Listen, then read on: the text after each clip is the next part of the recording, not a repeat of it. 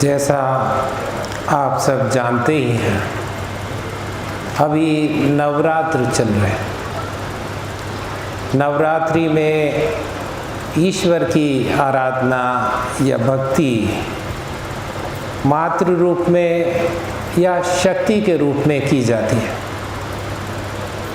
परम पूज्य गुरु महाराज ने बताया है कि ईश्वर की भक्ति सबसे सरल और सबसे शीघ्र फल देने वाली मातृ रूप में ही है। इसके अलावा अगर किसी दूसरे भाव से ईश्वर की भक्ति की जाती है तो उसमें कठोर अनुशासन रखना होता है और नियम के अनुसार चलना होता है। जैसे सखा भाव, प्रेमी भाव, अगर इस भाव से हम भक्ति करते हैं तो कोई क्षण, कोई सांस ऐसी नहीं जानी चाहिए जिसमें ये भाव हमारे से दूर हो जाए।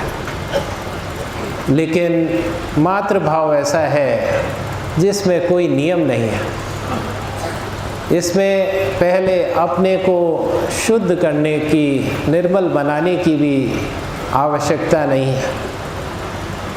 आप देखें तो कोई पुत्र जो मलमूत्र से सना हो, कीचड़ से सना हो, उसको भी उसकी माँ के पास जाने से आज तक कोई नहीं रोक पाया।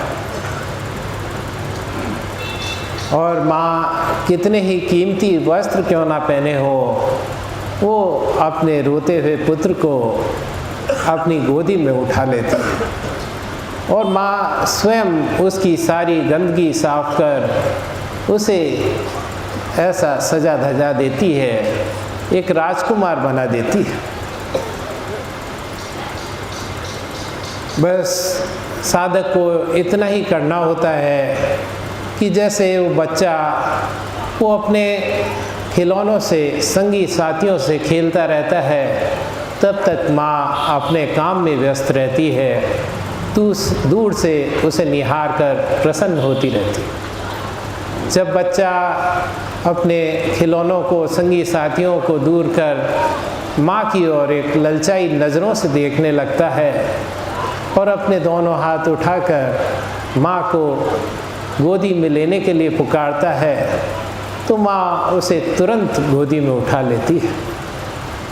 यही बात परम पूज्य गुरु महाराज ने भी कही कि हम यही चाहते हैं कि साधक ललचाई दृष्टि से हमारी ओर देखता रहे और अपने कल्याण के लिए प्रार्थना करता है। इस भाव में यही आवश्यक है कि हम आर्त भाव से उस माँ को पुकारते रहें। फिर चाहे पर्वत का शिखर हो, चाहे समुद्र की गहराई, जहाँ पर भी जिस साधक ने उसे याद किया उसकी कृपा पाई, वो गजराज की तरह उसे समुद्र से भी उबार देते हैं। जो दूसरा भाव है वो है शक्ति का। परम पूज्य पंडित जी महाराज ने बताया है कि यह संसार पूरा शक्ति का ही खेल है। हम अपना भोजन प्राप्त करें और उस भोजन को पचाने के लिए, चलने फिरने के लिए, हर काम के लिए शक्ति की आवश्यकता है। उन्होंने बतलाया कि शक्ति के बगैर इस संसार में कोई कार्य नहीं हो सकता। इसलिए तुम शक्ति को प्राप्त करो और शक्तिवान बनो। अगर तुम शक्तिवान बन जाओगे तो यह संसार तुमको जानेगा, मानेगा और तुम्हारा स्वागत करेगा। और यदि तुम शक्ति को प्राप्त नहीं करोगे तो तुम्हें किसी के अधीन होकर रहना पड़ेगा, किसी के सहारे रहना होगा। इसलिए तुम शक्ति को प्राप्त करो और अपने जीवन को सार्थक करो। अब प्रश्न ये उठता है कि वो शक्ति क्या है और उसे कहाँ पर और कैसे प्राप्त किया जा सकता है। आप देखें कि नवरात्र में शक्ति के विभिन्न रूपों की आराधना की जाती है और हमें इस संसार में अनेक रूपों में शक्ति दिखाई देती है। कहीं शारीरिक शक्ति दिखती है, कहीं धन की, कहीं मानसिक या बौद्धिक शक्ति दिखती है, कहीं अनोखे करामात देखने को मिलती। तो गुरु महाराज ने बतलाया कि ये अनेक रूपों में दिखाई देने वाली शक्ति दरअसल एक ही है। जैसे आप विद्युत या इलेक्ट्रिसिटी को जानते हैं कि उस इलेक्ट्रिसिटी से जब हम किसी बल्ब को कनेक्ट कर देते हैं तो हमें सफ़ेद प्रकाश दिखाई देने लगता है, लेकिन अगर हम उसकी जगह लाल, हरा, पीला कोई दूसरे कलर का बल्ब लगा दें तो उससे निकलने वाला प्रकाश का रंग भी बदल जाता है, वो भी लाल, हरा, पीला नज़र आता है। और हम अलग अलग तरह की मशीनें अगर उस बिजली से जोड़ देते हैं तो वो मशीनें अलग अलग तरह के कार्य करने लगती हैं। कहीं पंखे के रूप में हवा फेंक रही हैं, कहीं पानी के पंप में पानी चढ़ा रही हैं, कहीं मोटर चल रही है। तो आप सब ये जानते ही हैं कि ये विभिन्न कार्य करने वाली शक्ति वो विद्युत एक ही है। ऐसे ही जो इस संसार में हमें अलग अलग रूप में दिखाई देने वाली शक्ति वो एक ही है। जब वो मनुष्य में आती है तो मनुष्य दिखाई देती है, मृग में आती है तो मृग, पानी में वो पानी के रूप में है, अग्नि में अग्नि के रूप, अग्नि में जो तपन है और जल में जो शीतलता है वो भी उसी के कारण। अगर वो शक्ति नहीं हो तो यहाँ पर कुछ ना रहे। और उन्होंने परम पूज्य गुरु महाराज ने ये बतलाया कि ये जो ईश्वर है वो एक शक्ति है, उसका ना कोई नाम है ना रूप है। जिसने उसको जिस रूप में भजा उसी में उसको पाया। उन्होंने बतलाया कि किसी ने शारीरिक शक्ति चाहिए तो उसको शारीरिक शक्ति मिली, वो मोटरों को रोकने लगे और मनोभजन उठा सकते थे। जिसने मानसिक शक्ति चाहिए उसने मन को अपने वश में किया और अपने संकल्पों को पूरा करने की शक्ति प्राप्त की। ज्ञान विज्ञान को जाना और दूसरों के मनों को भी वश में करने की शक्ति प्राप्त की। उसके आगे आत्मिक शक्ति जिन्होंने चाहिए उन्होंने इस संसार के मूल तत्व को जाना, अपनी आत्मा को जाना और इस संसार में सच्चा आनंद और ज्ञान प्राप्त किया। ये जो आत्मिक शक्ति है इसको ही मूल शक्ति बताया गया है। जब हम इस शक्ति को जान लेते हैं तो प्रकृति के सारे मल आवरण हमारे पीछे छूट जाते हैं और मनुष्य अपने आप को उसी शक्ति के रूप में देखता है।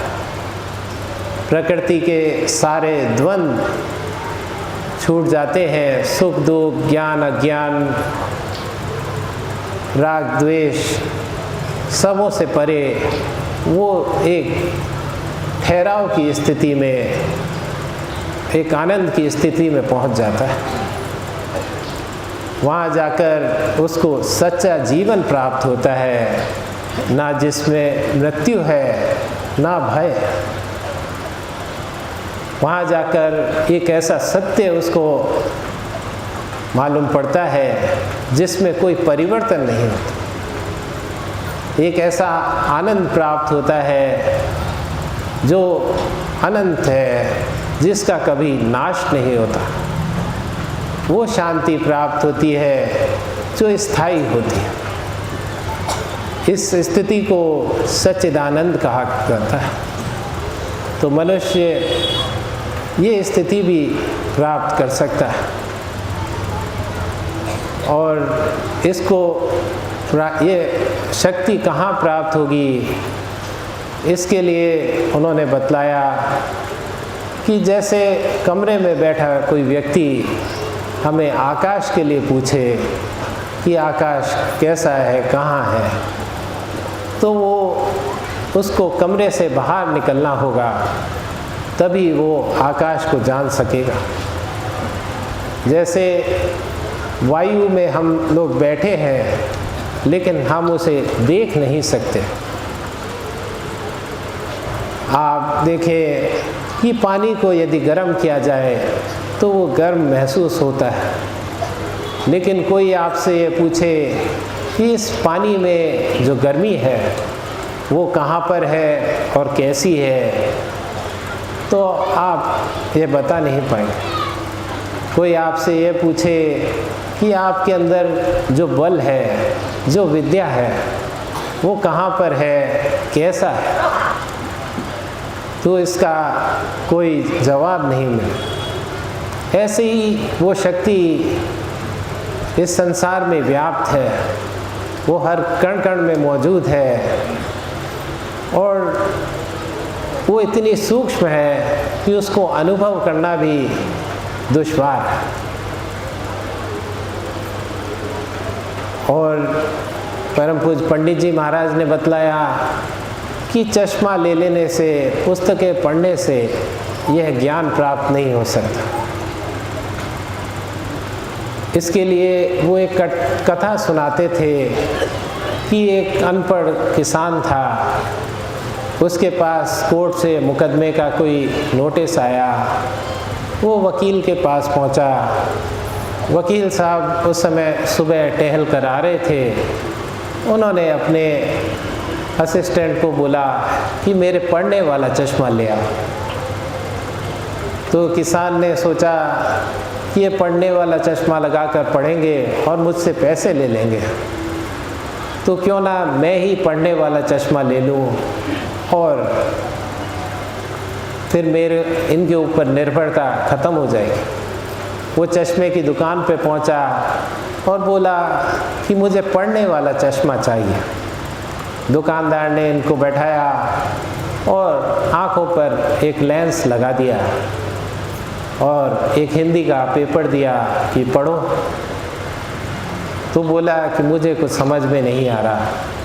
दुकानदार ने सोचा इनको उर्दू आती होगी, तब भी नहीं पढ़ पाए, तो अंग्रेजी का पेपर दिया।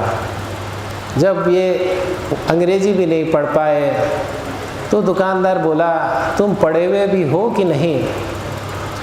तो वो किसान बोला कि अगर मैं पढ़ा हुआ ही होता तो मैं पढ़ने का चश्मा लेने क्यों आता। तो इससे वो ये बताते थे कि जो चश्मा है वो हमारी दृष्टि को कुछ बढ़ा सकता है, लेकिन वो ज्ञान नहीं दे सकता। ज्ञान देने के लिए उस पुस्तकीय ज्ञान को हमारे अंतर में उतारने के लिए एक गुरु की आवश्यकता होती है। तो उन्होंने बतलाया कि हमें जिस प्रकार का ज्ञान, जिस प्रकार की शक्ति प्राप्त करनी होती है, उस प्रकार के शक्तिवान के पास जाना होता है। यदि हमें शारीरिक बल चाहिए तो एक स्वस्थ व्यक्ति या एक पहलवान के पास जिम में जाना होता है और वो जैसी कसरतें बताए और जैसा खान पान बताए उस प्रकार हमें जीवन यापन करना होता है। यदि मानसिक बल चाहिए तो हमें एक अच्छे अध्यापक के पास जाना होगा। ऐसे ही यदि हम आत्मिक शक्ति प्राप्त करना चाहते हैं तो एक पूर्ण आत्मज्ञानी पुरुष के पास पहुंचना होगा। वही हमें इस संसार में व्याप्त शक्ति का अनुभव करा सकता है। हमारे शास्त्रों में लिखा है, तिलेषु तेलम दधीनि सर्पिरा इत्यादि, कि जैसे तिलों के अंदर तेल है, दूध में मक्खन है और काष्ठ या लकड़ी में अग्नि छिपी हुई है, वैसे ही जो ईश्वर है वो हम सब में व्याप्त है। तो जैसे तिल में से तेल को देखने के लिए तिल को पीसना पड़ता है, दूध में मक्खन को देखने के लिए हमें उसे मथना पड़ता है, लकड़ी में अग्नि को देखने के लिए हमें आपस में रगड़ना पड़ता है, उसी प्रकार तप करने से, सत्संग में और साधना करने से हमें अपने अंदर मौजूद आत्मा के दर्शन होते और हम उस आत्मिक शक्ति को प्राप्त कर सकते हैं। उन्होंने बतलाया कि कोरी पुस्तकें पढ़ने से यह शक्ति प्राप्त नहीं की जा सकती।